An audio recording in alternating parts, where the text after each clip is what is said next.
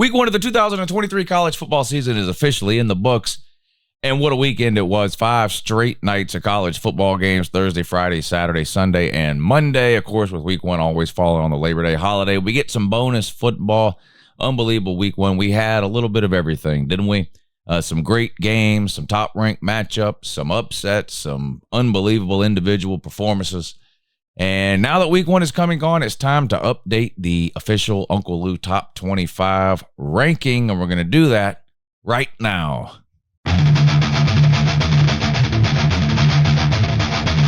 Yeah, good morning. It's Uncle Lou here. Yeah, that's right. It's me, Uncle Lou, live on LouTube for you. Thanks for watching. I really appreciate it. Also, in addition to that as well. Hey, make sure you subscribe to this channel if you're not already. I post college football videos almost every single day of the year. And believe it or not, some of them are even watchable. I don't know about this one. You can let me know in the comments down below. From my experience, if you agree with where I have your team ranked, then maybe you think it's watchable. If you disagree, you probably think it's unwatchable. But anyway, I do this ranking generally every Monday throughout the season. But of course, with week 1 going through Monday, had to wait till Tuesday to do it. But going forward, these top 25s will be updated every single Monday. All right, let's get right into it. I'm going to tell you the team, where I have them ranked, and where I had them ranked last week, which wasn't really last week. It would have been my preseason ranking. Generally, that's what I'll do. I'll put up my current ranking, and then I'll tell you where I had them last ranked last week, so you know how much they moved up or down. And I'll talk a little bit about some of the teams, mostly within the top 10, though. We'll start at number 25. I've got Clemson coming in this week at number 25. I had them 15th in my preseason ranking. So I wasn't as high on Clemson to begin with as a lot of other people were. And, of course, I kind of famously now did predict Clemson to lose week 1 to Duke. And, of course, they went out last night and did that. I've got a lot of questions about Clemson and their offense and the quarterback situation and the wide receiver situation and how they sort of overcome this. Couple that with the fact that Florida State just looked really, really good. And, you know, I don't know what type of season it's going to wind up being for Clemson, but the glass is not nearly as full today as it was before that Duke game yesterday.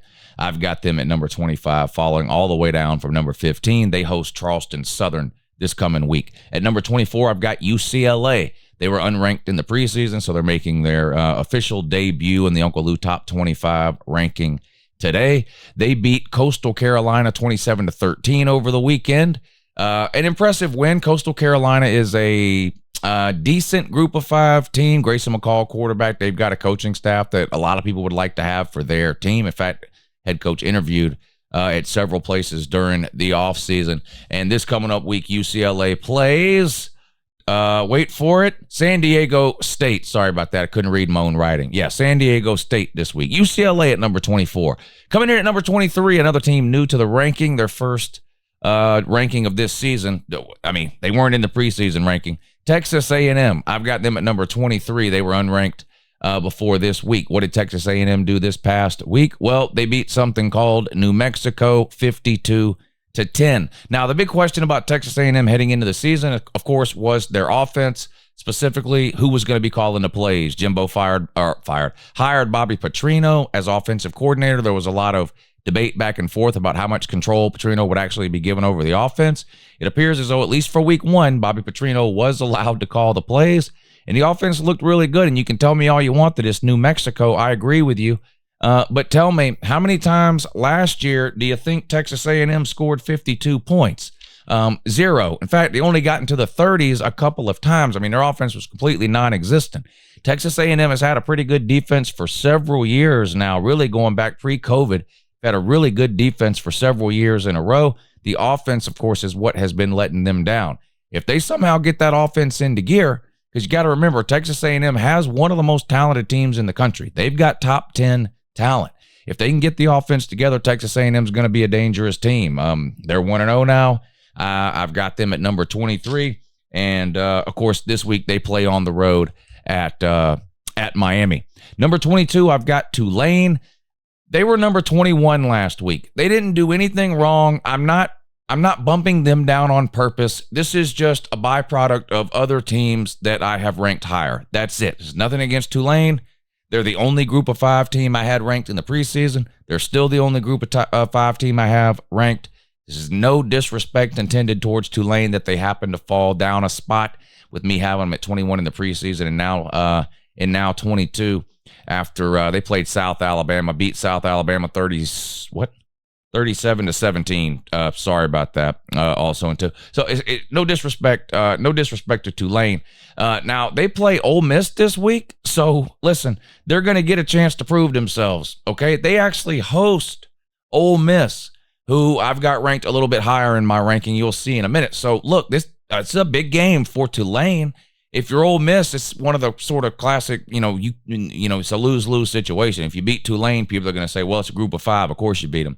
God forbid you lose to them, then everybody points at you and says, you lost to a group of 5. But so Tulane falls from 21 to 22 through no fault of their own, with a huge, significant chance to move up several spots next week as they host Ole Miss. Number 21, Duke.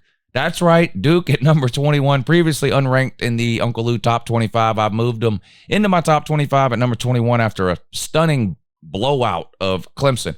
Even people like me who thought Duke could pull off the upset here and get a win, I couldn't have imagined them winning by 3 touchdowns. 28-7 over Clemson. Congratulations to Duke, one of their biggest home wins in football program history. I've got them now at number 21. Riley Leonard. If for some reason you didn't watch the Duke Clemson game last night, do yourself a favor. Watch at least one Duke game this year. Riley Leonard is a lot of fun to watch, their quarterback. Anyway, they play Lafayette this week. I've got Duke at 21. At 20, I've got North Carolina. They, of course, beat South Carolina in the Battle of the Carolinas Saturday night. In week 1, game wasn't particularly close, 31-17. They sacked South Carolina quarterback Spencer Rattler 9 times. North Carolina's run defense was absolutely suffocating, holding South Carolina to a total of -2 yards rushing on the day. 31-17, North Carolina beats South Carolina. I had them ranked 24, so moved them up about 4 spots. This week, they host App State. So North Carolina at 20. Wisconsin at 19, I moved them up 1 spot. I had them at 20. Now I've got them at 19. They beat Buffalo 38-17 in head coach Luke Fickell's first game there at Wisconsin, making his way to the Power 5 after spending the last several years at Cincinnati, even guiding them to the playoffs once back in, I guess it was it 2021? Anyway, the years start to run together for Uncle Lou. I'm old. Anyway, I've got Wisconsin at 19 after beating Buffalo 38-17. They play on the road at Washington State this week, so a Power 5 matchup in week 2 for Wisconsin. Coming in at number 18, Oregon State. The Beavers, the Fighting DJ Ukuleles. Ooh-ee-ungalele. Shout out to Oregon State. They got a win this past weekend over San Jose State, 42-17. They play UC Davis this coming weekend. Oregon State moves up 1 spot in the Uncle Lou ranking. I had them at 19 heading into the season. Moved them up to 18 after the win over San Jose State. Ukulele had a good game. 5 touchdown passes, completed 80% of his passes. Clemson sure could have used that the other day against Duke. But I've got Oregon State at number 18. At 17, I've got Ole Miss up 5 spots, 73-7. This hurt my feelings. Mercer is in Uncle Lou's home state of Georgia, and I've actually got multiple family members that attended Mercer. This hurts my feelings. 73-7. Ole Miss puts a beat down on Mercer. They play this week at Tulane. Now, I didn't necessarily move Ole Miss up because they beat Mercer 73-7. I was impressed with Ole Miss's ability to throw the ball. Last year, Ole Miss was a pretty good team, especially the first 6 or 7 games. We all know the story where they started out 7-0, I think it was, and then lost 4 of their last 5 games, whatever the case. They were a great running team last year. Led the SEC in rushing behind Quinshon Judkins and Zach Evans. Zach Evans gone off to the NFL. Judkins back at Ole Miss. And in the offseason, they brought in a bunch of transfer QBs, and there was some talk about opening up the offense. And anyway, they've decided to stick with Jackson Dart at QB, and he looked absolutely amazing throwing the ball. If Ole Miss can develop the downfield passing game to go along with that running game that they have and continue to move the defense along, I think Ole Miss can take some steps forward in 2023 versus where they were at last year. I moved them up to number 17. They play on the road this week at Tulane. That'll be a big game for both teams there. Ranked versus ranked matchup. At 16, I've got Oklahoma, another team that moved up quite a bit this week in the Uncle Lou ranking. Didn't really know what to make of Oklahoma heading into the season. They're clearly a more talented team than their record and their on-field performance reflected last year. In Brent Venables' first year, the defense was bad. The offense was plagued with injuries and wasn't very good either. Most people expected Oklahoma to be better this year than last year. The question is, how much better? Well, they looked pretty good in week one, absolutely destroying Arkansas State 73-0. Shout out to our old buddy Butch Jones. That's right, Lyle is now the head coach out at Arkansas State, and boy, he looked like he was about to cry in the post-game press conference after this one. But Oklahoma absolutely destroys Arkansas State 73-0. They play a decent team, a decent SMU team this coming Saturday, a game they should win, but a step up in competition from Arkansas State. At number 15, that's where I've landed with LSU. Everybody does their rankings different in terms of what qualifications or criteria they use to rank teams. And without, boring you with a bunch of details about mine that I've talked about 100 times in the past, the reality is when it comes to LSU, I feel like they're a pretty good team. I know they got blown out by Florida State, which means Florida State is most likely a really good team. I think Florida State's going to beat a lot of teams bad, and LSU just happened to be the first one. They obviously deserve to fall quite a bit in the rankings, especially early in the season. Not very many teams have any losses at all, at least not top 25 teams, right? So you got to drop them a significant amount. I would not be surprised to see LSU creep back up towards the top 10 at some point in the season. Now, they still got tough games against Bama, Texas A&M. They play Ole Miss, they play Auburn, they play Arkansas. So tough schedule to come. I don't expect them to run the table and make the playoffs, but I do think they're a pretty good team. I dropped them from 3. That's right, Uncle Lou was an idiot. I had LSU ranked 3 in my preseason rankings. They get blown out by Florida State 45-24. I drop them all the way down to 15. They host Grambling this coming week. At 14, I've got Kansas State. They beat Southeast Missouri State 45-0. They play Troy this coming week. They were at 14 in my preseason rankings. They didn't do anything to hurt themselves. Nothing really blew me away about them. It's Southeast Missouri State. I left them at 14. Utah, I've got it 13, up from 16. They beat Florida on opening night of week 1, Thursday, 24-11. They play on the road at Baylor. Matchup that looked interesting last week. Not so much anymore. Baylor lost to a group of 5 team over the weekend. But Utah at 13 after a 24-11 win at home against Florida, up 3 spots from my previous ranking. Tennessee, I've got at 12, moved them up 1 spot from 13 to 12. They beat Virginia 49-13. So a Power 5 win, which is more than a lot of teams in the Power 5 can say right now, right? Only a handful of teams have a Power 5 win. 49-13, I thought Joe Milton looked good. I thought the defense is improved. It's kind of about what I figured it would be. I figured the defense would take a little bit of a step forward this year. We still have to see how much of a step forward. And I thought Joe Milton would be really good, but not Hendon Hooker level good. And that's about what we got in week 1. If there is one thing that maybe stood out on a positive note for Tennessee to me was their ability to run the ball. Now, they were a decent running team last year, but they really imposed their will on Virginia on the ground. The dominating ground game this past Saturday for Tennessee, a 49-13 win against Virginia. They play Austin Peay this coming week. I've got Tennessee at 12. At number 11, I've got Notre Dame up a spot from number 12. They beat Tennessee State 56-3. They play on the road this week at NC State, which will be their first Power 5 game. Notre Dame, one of only, I think, 2 teams in my top 25 that are 2-0. They played in week 0. Southern Cal is the other one. We'll get to them in a minute. But Notre Dame is now 2-0 after blowout wins over 2 really bad teams. Navy 2 weeks ago, and Tennessee State, an FCS opponent this past weekend. But Sam Hartman has been lights out. He's looked unbelievable, completing a ridiculously high percentage of his passes for a ton of yards. Notre Dame's lines of scrimmage look good. Their defense has played really, really good in back-to-back weeks. Their running game is on point with Estime carrying the ball. Notre Dame looks like a really, really good team. That Notre Dame-Ohio State matchup coming up in a couple of weeks is going to be absolutely huge. I've got Notre Dame at number 11, up from 12. On to the top 10. I've got Texas at 10, exactly where I had them in the offseason. They beat Rice 37-10, and, of course, they play on the road at Alabama in week 2. I really don't feel like it really mattered what Alabama or Texas did in week 1 in terms of what it meant going forward. Both teams obviously have their eye on week 2. Texas played Rice. Alabama played Middle Tennessee State. You knew both teams were going to win. Yeah, you watched the games because you wanted to see maybe a couple of questions that you might have had answered. Who's going to play quarterback for Alabama? How does it look? Who ends up being the number 2 quarterback for Alabama? Who comes into game second? What's Alabama's running back rotation? Have they found any wide receivers? With Texas, is the defense improved? How's that wide receiver room look that everybody's been talking about all offseason? Can Quinn Ewers play at a consistently high level? Because we've seen Quinn Ewers play at a high level. Can he do it consistently? Do they have anybody to replace Bijan Robinson? Don't know that we got all of those questions about both of those teams answered, because I feel like both teams held things very close to their vest in week 1, knowing what's to come here this week, the huge Alabama-Texas matchup in Tuscaloosa.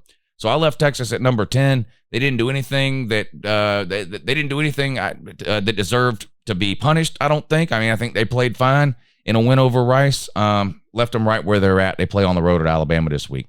Number 9, I've got Washington, another team I left right where they were from the preseason. They beat Boise State 56-19. An impressive Group of 5 win. Boise State, although not as good as they were in the late 2000s and early 2010s when they were sort of the cream of the crop in the Group 5, they're still a consistently pretty good Group of 5 program, and Washington went out and absolutely destroyed them 56-19. Washington host Tulsa this coming week. Washington might have the best defense in the Pac-12 when it's all said and done. We'll see. Michael Penix. They lost their starting running back right before the season started, and unlike some of these other teams in the top 10, Washington doesn't have the depth to afford to lose very many players. We'll see what type of impact that might have on them down the road, but they look good in week 1. Washington at number 9. Oregon, I've got it number 8, all the way up from 11. Oregon is a team I wanted to be higher on than I was in the preseason. And if you remember, just about every time I talked about the Pac-12, Southern Cal, Utah, Oregon, Washington, you kind of put those teams in a hat, shake them up, and just pull them out in whatever order you want. It's very hard for me to differentiate the pecking order in the Pac-12 like 1 through 4 or 5. Very difficult. After watching week 1, it's not anything that Washington did right or wrong. It's not anything in particular that Oregon did right or wrong. I just felt like Oregon looked like a better football team. You can call it the eye test. You can call it bias. You lose just bias towards Oregon. You can call it whatever you want. I decided to move Oregon up ahead of Washington. That's what I did. The reason I didn't move Utah up more, because look, Utah's won the Pac-12. I've got Utah still all the way down at 13 behind Oregon, Washington, and Southern Cal. Utah's back-to-back Pac-12 champs, and they're disrespected. I'm guilty of it too. Here's the deal, though. They're without a ton of starters, which is great. They still managed to beat Florida. But I want to see them play with Cam Rising, with that tight end, with those defensive guys who had to sit out, all of that. Let me get a look at what Utah really looks like, and then I'll consider them giving them a huge bump too, kind of like what I did Oregon this week, moving them from 11 to 8. Portland State is a nothing team and a nothing program. They beat them 81-7. It seems a little ridiculous to beat somebody that way, a little bit of rubbing it in type of deal. They play on the road at Texas Tech, another game that looked interesting in the offseason that now looks pretty uninteresting after Texas Tech also went out this past weekend and lost to a Group of 5 team. Very disappointing. Texas Tech was a dark horse pick for a lot of people in the Big 12 this year. I had them making the Big 12 title game and losing, but doesn't look like they're getting anywhere near the Big 12 title game after what I saw in week 1. But I've got Oregon at number 8. At number 7, I've got Southern Cal. They beat Nevada 66-14. They play Stanford this coming week, so the first Power 5 opponent, first conference game. 2-0 for Southern Cal. They played San Jose State in week 0, and of course, this week getting the win over Nevada. I had them at 7 heading into the season. I have them still at 7 now. Questions still remain about their defense. Those questions will be answered as the season goes along and they move into some tougher competition. Ohio State, I've got at 6. Had to drop them a spot. Nothing necessarily that they did wrong. Look, Florida State had an amazing win. Everybody's got to move Florida State way up, which means there are other teams that are going to have to fall even if they didn't do anything wrong. Ohio State's kind of one of those teams. I had them at 5. Now they're at 6. They beat Indiana 23-3. They play Youngstown State this coming week. Ohio State's got to get some things figured out offensively, and they better do it by week 4 when they play Notre Dame. Notre Dame appears to be clicking on all cylinders. Now, whether Notre Dame clicking on all cylinders is enough to beat an Ohio State clicking on all cylinders, I don't know. But what Notre Dame's doing right now is enough to beat the Ohio State I saw this past Saturday. Now they don't play this week. They got another couple of weeks. Kyle McCord wasn't terrible, but I don't understand how you can have that group of wide receivers play a team as bad as Indiana and not have a single touchdown pass. That's bad. Now, I thought the defense played a little bit better overall than what we've seen them play on average over the last couple of years. So I think that took a step forward.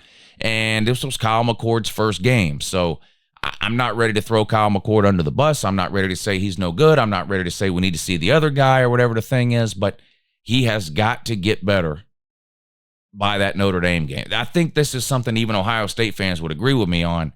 Ohio State can't have that same performance in week 4 against Notre Dame. That seems pretty clear to me. The good news is that's still 3 weeks away. Kyle McCord's first start is now under his belt. He can calm down, settle in some. Maybe we see a more aggressive Ohio State offense this coming week against Youngstown State. We'll see. But that offense is going to have to get better in a hurry because Notre Dame looks like a problem right now. I've got Ohio State at 6. At number 5, I've got Penn State. This is another great example of a team that did absolutely nothing wrong, but somehow falls a spot. And it's just because, again, I had to move Florida State up so high. Penn State falls from 4 to 5. They destroyed West Virginia 38-15.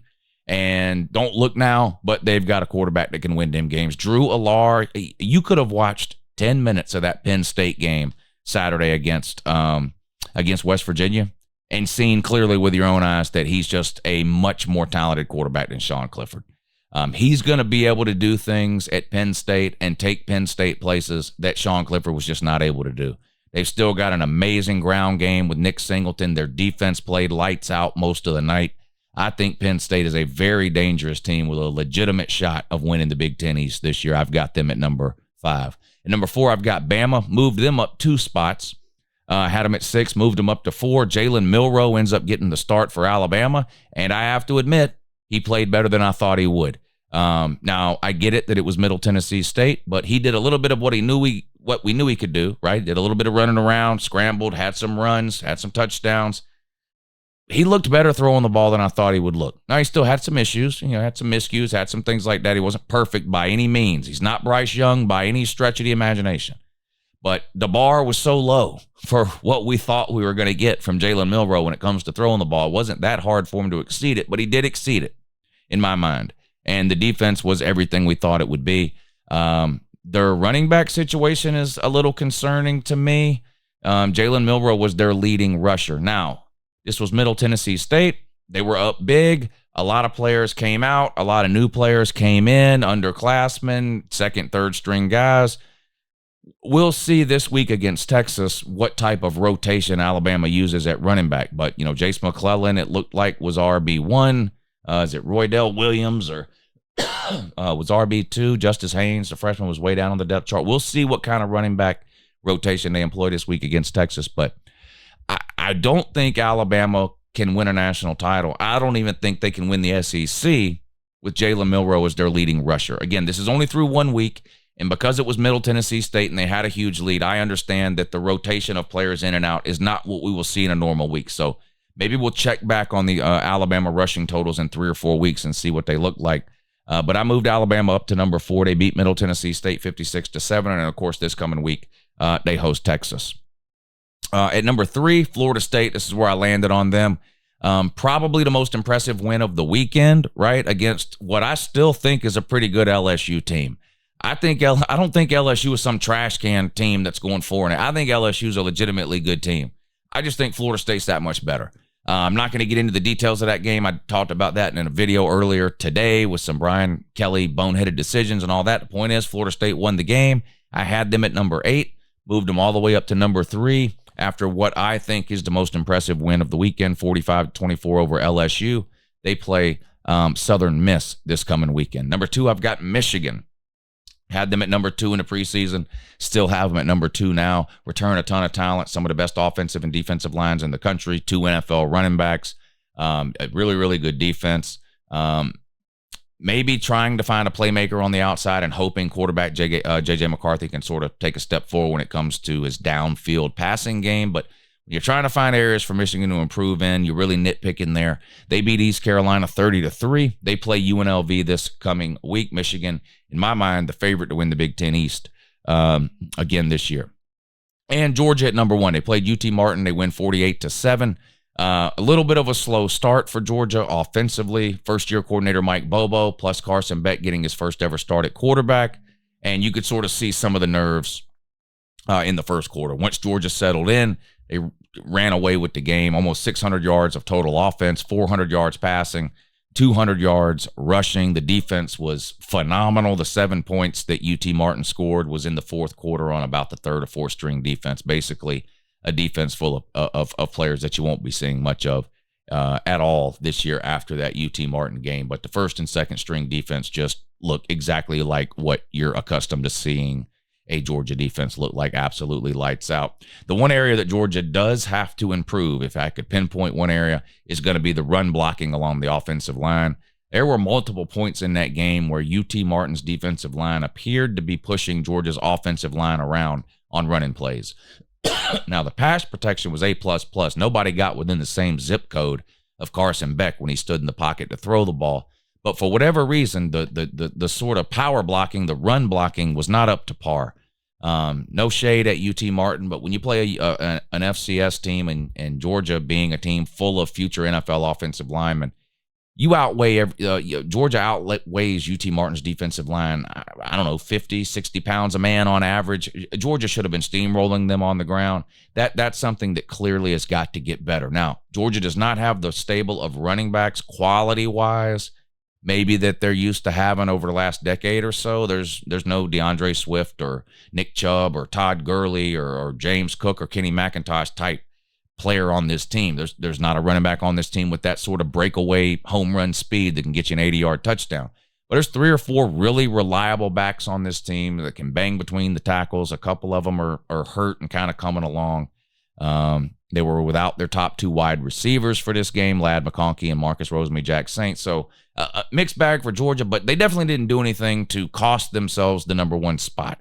I can't imagine ever dropping someone in the rankings because they won 48-7, regardless of who they play. So decided to keep Georgia at number 1 for this week. There you go. The Uncle Lou Top 25 ranking heading into week 2 of the 2023 college football season. Be sure and let me know down below where you disagree, and have a good morning.